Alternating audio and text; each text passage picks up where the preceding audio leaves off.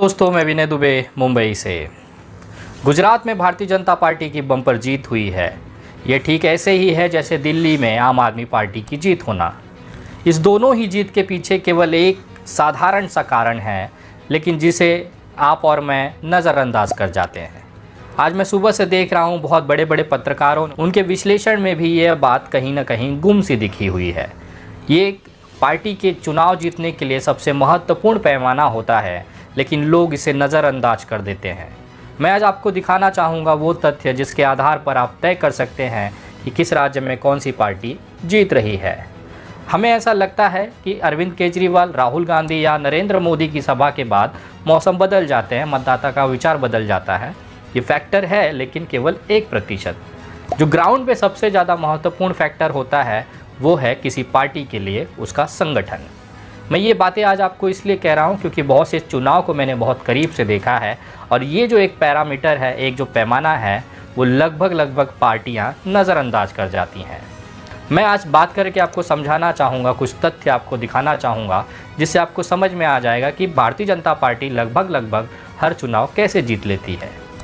वो 51,782 बूथों पर हुए हैं, जिसमें से 16,207 बूथ ऐसे हैं जो संवेदनशील रहे हैं।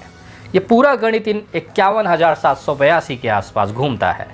भारतीय जनता पार्टी का आपने बार बार अलग अलग प्रोग्राम देखा होगा, जिसमें बड़े बड़े नेता, यहाँ तक कि अमित शाह, जेपी नड्डा और नरेंद्र मोदी जी अपने बूथ के अध्यक्षों से बात करते हैं। आपने एक प्रोग्राम उत्तर प्रदेश में देखा होगा, मेरा बूथ सबसे मजबूत। भारतीय जनता पार्टी अपना जो 90% मेहनत और खर्चा करती है वो अपने बूथों पे करती है। ये बूथ आपको मतदाता को खींच कर लाना और मतदान कराने के लिए सबसे ज़रूरी होता है। सभा, स्टार प्रचारक, बेहतरीन वक्ता, मीडिया चैनल और बाकी जो तथ्य हैं वो केवल 1% ही प्रभाव डालते हैं, लेकिन जो सबसे ज़्यादा प्रभाव डालता है वो है आपका मतदान केंद्र यानी कि बूथ। इस बूथ पर जिसकी जितनी ज़्यादा पकड़ होगी उसके जीतने के परसेंटेज, चांसेस उतने बढ़ जाते हैं। अगर मैं गुजरात चुनाव का विश्लेषण करूं, जो मैं अभी थोड़ी देर पहले रिपोर्ट्स मैंने चुनाव आयोग के वेबसाइट से निकाली है, उसके मुताबिक 51,700 बूथ वाले गुजरात विधानसभा चुनाव में सबसे ज़्यादा जो बूथ पर व्यक्ति थे वो भारतीय जनता पार्टी के पास थे। एक बूथ पर भारतीय जनता पार्टी के पास 52 लोग हैं। अगर अब संगठनात्मक बात करा जाए तो एक संगठन के पास एक बूथ कमेटी होती है।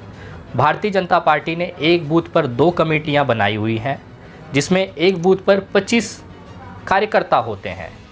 उन 25 कार्यकर्ताओं पर एक निगरानी रखने के लिए बूथ अध्यक्ष बनाया जाता है। यहाँ तक कि भारतीय जनता पार्टी ने एक कदम और आगे जाते हुए हर एक पन्ने के लिए एक पन्ना अध्यक्ष बनाया है।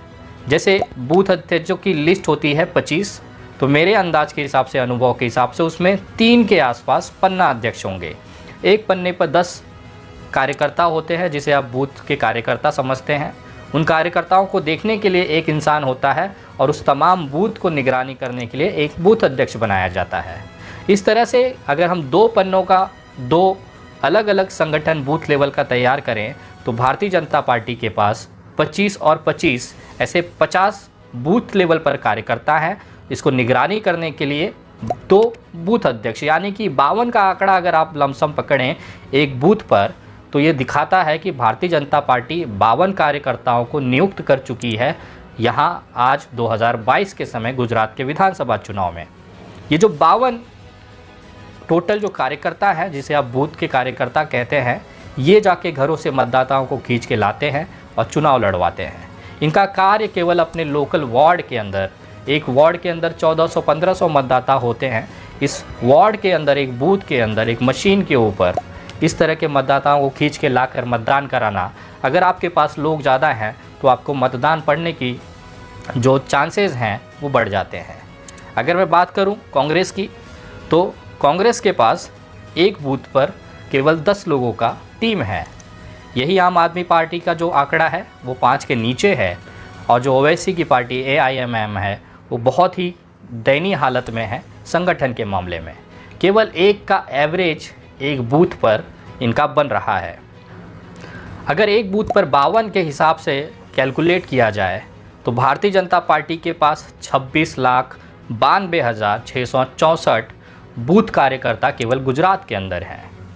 अगर कांग्रेस की बात की जाए तो 5,17,820 कार्यकर्ता गुजरात के पास है। आम आदमी पार्टी का ये आंकड़ा 2,58,000 के आसपास है और MIM की हालत 50,000 के आसपास भी नहीं है। यही सबसे बड़ा कारण है जहां पर चुनाव गड़बड़ होता है। अगर आपको साधारण भाषाओं में बताओ जाओ तो ये तो बूथ कार्यकर्ता है, लेकिन जिस दिन मतदान होता है उस दिन और संख्या में लोग बूथों पर काम करते हैं, जिसमें पोलिंग एजेंट होते हैं, टेबल पे कार्यकर्ता बिठाए जाते हैं और एक बड़ा कार्यकर्ता का तबका होता है जो घरों से, अपने वाहनों से, अन्य साधनों से आपको बिठाकर मतदान केंद्र तक ले जाते हैं, वोट कराते हैं और वापस आपको घर छोड़ते हैं। भारतीय जनता पार्टी के पास इस समय सबसे ज़्यादा एक अंदाज़न 150 लोगों का एक टीम जो केवल एक बूथ पर काम करता है। अगर ऐसा माना जाए 1500 वोटरों के, मतदाताओं के एक बूथ पर 150 कार्यकर्ता अगर भारतीय जनता पार्टी के हैं, मतलब एक कार्यकर्ता के जिम्मे केवल 10 मतदाता होते हैं। उस 10 में से अगर वो 6 मतदाता भी अपने पाले में ले आकर वोटिंग करा देता है तो 60% वोट आपको दिखने मिल जाता है। और यही कारण है कि गुजरात में जो 52% मतदान इस बार हुआ है उसका सबसे बड़ा कारण बूथ पर इनके टीमों की तैनाती का है। कांग्रेस की अगर बात किया जाए तो एक मतदान वाले दिन 15 लोगों की टीम काम करती है।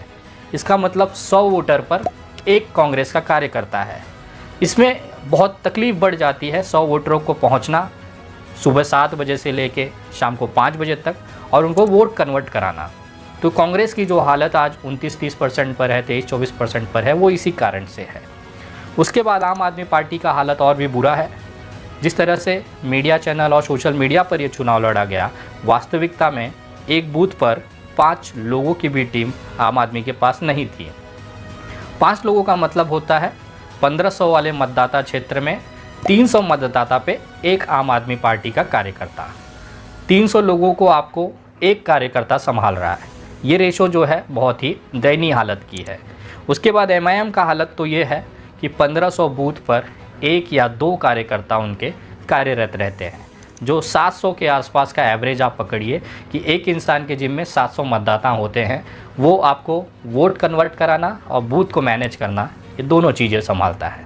तो ये कारण है बूथ लेवल के कि जहाँ पर वोटिंग खिंचवा कर डलवाना सबसे बड़ा कार्य होता है। और इसमें अगर आप देखेंगे तो भारतीय जनता पार्टी गुजरात में सबसे ज़्यादा आगे है। अगर MCD दिल्ली की बात की जाए तो ये मामला उल्टा पड़ जाता है। वहाँ पर हर एक बूथ पर करीबन 150 से 200 का एवरेज आम आदमी पार्टी के बूथ कार्यकर्ताओं का है। शायद यही कारण है कि दिल्ली में अरविंद केजरीवाल को हराना लगभग नामुमकिन सा हो जाता है, क्योंकि उनके बूथ की जो शक्ति है वो उनके कार्यकर्ताओं के पास होती है। वो घरों से आपको मतदाताओं को निकालते हैं और मतदान कराते हैं। ये जिसके पास ये संख्या ज़्यादा होगा वो वहाँ का राजा होगा।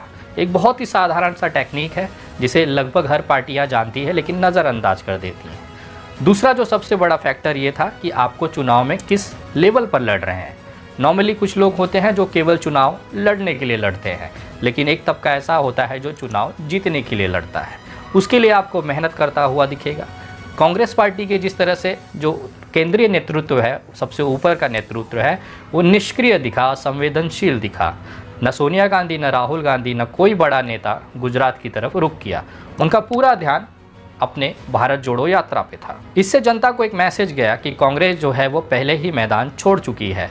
बाकी जो उनके जो नेता थे वो चाहे कितना भी मेहनत कर लेते, वहाँ पर उनकी मेहनत बेकार हो जाती है जब सेनापति ही मैदान में नहीं उतरता है। आम आदमी पार्टी की तरफ से केवल एक इंसान लगातार मेहनत कर रहा था, अरविंद केजरीवाल, जिसको देखने के बाद इनके जो वोट परसेंटेज जो बड़े हैं, इसका केवल एक फ़ायदा है।